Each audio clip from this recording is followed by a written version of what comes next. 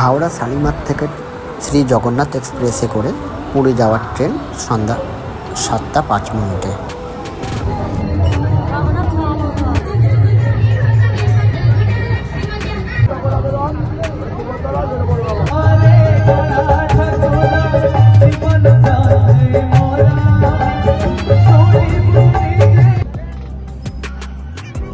রথ উপলক্ষে এই পল্লীশ্রী মেলাটা বসে এক সপ্তাহের জন্য।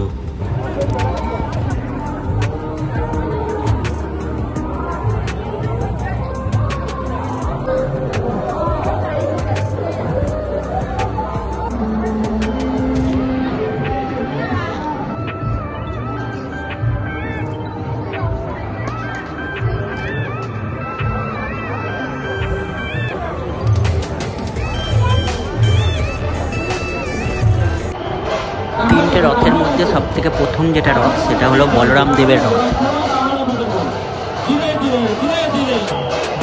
এবার যাচ্ছে সুভদ্রা দেবীর রথ। এবারে সেই রথ যেই রথ দেখার জন্য হাজার হাজার দর্শনার্থী ভিড় করে থাকে, জগন্নাথ দেবের রথ, শেষ রথ এটাই।